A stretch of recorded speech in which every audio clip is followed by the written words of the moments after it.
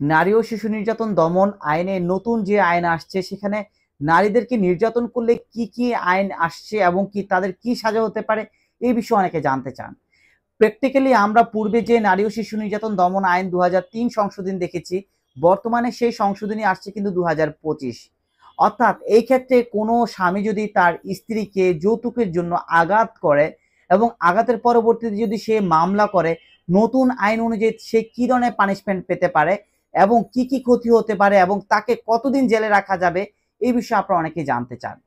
বর্তমানে মনে রাখবেন যে যদি কোনো স্ত্রীকে তার স্বামী নির্যাতন করে, আঘাত করে যৌতুকের জন্য, অবশ্যই কিন্তু আপনার সরকারি একটা মেডিকেলে যেতে হবে এবং সরকারি মেডিকেল থেকে অবশ্যই কিন্তু আপনারা বহির্বিভাগের টিকেটে পুলিশ কেস লেখাটা নিয়ে আসতে হবে। আপনারা অনেকেই বলেন যে ভাই পুলিশ কেস লেখা তো নাই, কিন্তু আমার কাছে আঘাতের চিহ্ন আছে, ছবি আছে, আশেপাশে মানুষ সাক্ষী আছে, তাহলে হবে কিনা? আমি এক কথায় বলবো, যদি আপনি ভাবেন যে আপনার কাছে ছবি আছে, আশেপাশে মানুষ সাক্ষী আছে, বাট মেডিকেল রিপোর্ট নাই, তাহলে কিন্তু অবভিয়াসলি আপনি মামলা করতে পারবেন না। কারণ নারী ও নির্যাতনে মামলা করার জন্য, আঘাতের মামলা করার জন্য অবশ্যই মেডিকেল সার্টিফিকেট লাগবে। উইদাউট মেডিকেল সার্টিফিকেট আপনি কোনোভাবেই মামলা করতে পারবেন না। ধরে নিলাম আপনি মেডিকেল সার্টিফিকেট তৈরি করেছেন এবং বহির্বিভাগের টিকেটে পুলিশ কেস লেখা আছে। এই পুলিশ কেস লেখা নিয়ে প্রথমত আপনাদের দায়িত্ব নিকটস্থ থানায় যাওয়া, যেখানে ঘটনা ঘটেছে। নিকটস্থ থানা থেকে যদি মনে হয় যে এই মামলাটা নেওয়ার মতো, মামলা নিয়ে নেবে। আর যদি মনে হয় যে এই মামলাটা নেওয়ার মতো না, তখন কিন্তু আপনাকে বিজ্ঞ আদালতে পাঠিয়ে দিবে। আর বিজ্ঞ আদালতে যেই ধরনের মামলা করবেন, সেখানে অবশ্যই আপনার আইনজীবী আপনাকে বলে দিবে কি মামলা করতে হবে।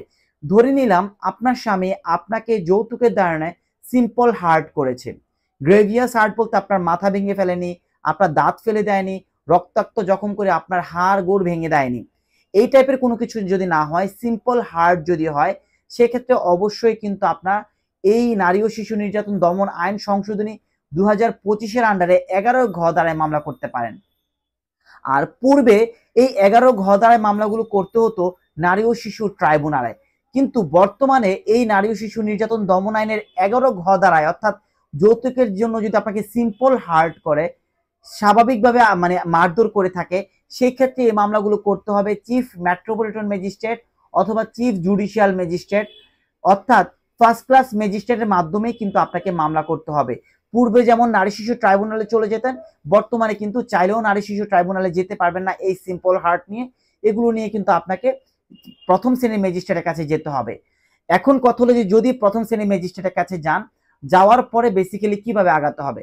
যাওয়ার পরে অবশ্যই এই মামলায় তদন্ত দিবে। তদন্তের প্রেক্ষিতে যদি প্রমাণ হয় যে আপনাকে আসলেই মেরেছে, তখন কিন্তু বিজ্ঞ আদালত আসামির বিরুদ্ধে ওয়ারেন্ট প্রেরণ করে দিবে।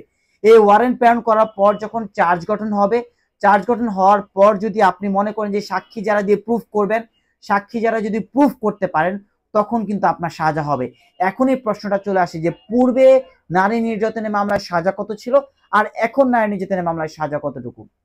দেখেন, পূর্বে নারী নির্যাতনের মামলায় সাজা ছিল 3 বছর, অর্থাৎ এই 3 বছরের সাজায় সর্বনিম্ন 1 বছর পর্যন্ত সাজা কিন্তু প্রদান করতে পারত বিজ্ঞ আদালত।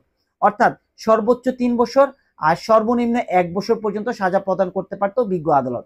কিন্তু বর্তমানে নতুন 2025 সালে আইন সংশোধনী বলা হয়েছে 3 বছর নয়, যদি কোনো নারীকে যৌতুকের জন্য সিম্পল হার্ট করা হয়, 11 ঘ ধারায় মামলা হয়, তাহলে সেটার সাজা হবে 5 বছর পর্যন্ত এবং সর্বনিম্ন 2 বছর পর্যন্ত সাজা প্রদান করতে পারবে।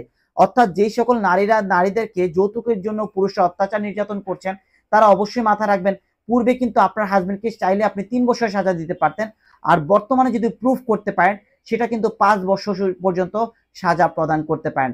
তো যাদেরকে এই ধরনের অত্যাচার নির্যাতন করছে, আমি বলবো যে আপনারা ঘরে বসে না থেকে অবশ্যই আইনগত ব্যবস্থা নেওয়া ট্রাই করুন এবং কি সত্যিকারিতে যারা অত্যাচার নির্যাতন করেন তাদের বিরুদ্ধে আইনগত ব্যবস্থা নেওয়া ট্রাই করুন। অবশ্যই আমাদের সমাজ থেকে যৌতুকের দায়ে নারী নির্যাতনের অপরাধটা কমে আসবে।